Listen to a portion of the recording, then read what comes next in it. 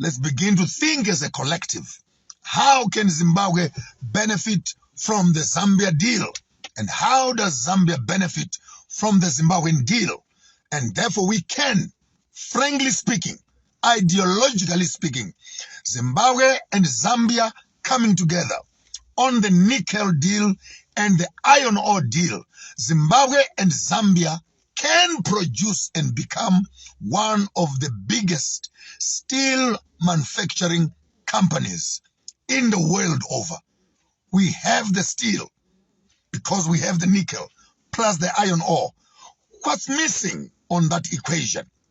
And if we can begin, common people, political people, and business people begin to think in this unified fashion, I think that if I had all the money in the world, I will be paying for a flight for Hakainde and pay a flight for Honorable Mnangagwa and put them in one room and say, show me your cards. I'll show you my cards. We put those cards together. The games can begin. Africa can transform only as we begin to think as a collective and stop thinking as individual countries. Start thinking as a collective. This still, of course, we cannot speak development, construction, car manufacturing, furniture, utensils, name it. Steel is one of the biggest commodities that we have for the development of this country. So here we are. Here we are. Before I close the day, to hear two good news back to back. This one is for Zambia. This one is for Zimbabwe. They all reached my mind. We have nickel that side. We have iron ore this side. This one is planning to build up a big iron manufacturing mine plant. This one is planning to build a big nickel plant. And then all of them are selling these materials to the rest of the world.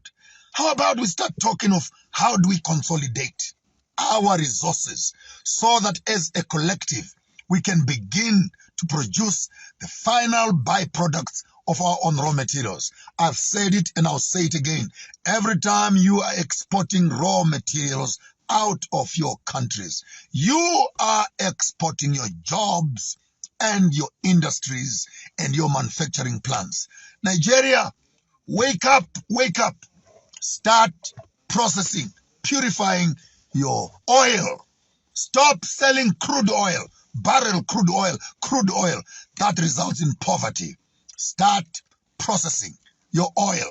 Start making your chocolates. Start making your steel. Start making the final products, the jewelry, the diamonds, the necklaces, the rings.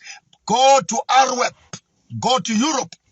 Buy these jewelers who know how to make these things. Bring them here, pay them good monies, and produce those very fine products, the Chanels and the rest of them, the Tiffany's of this world.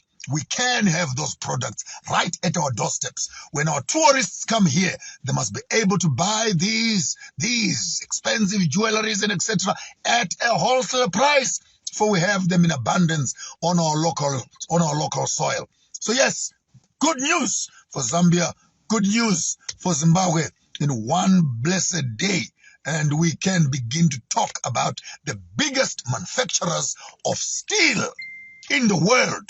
And remember, the Rockefellers in America made their billions to start up the banking system from the steel business. So yes, steel is big money because the entire infrastructure development program relies on the production of iron and steel.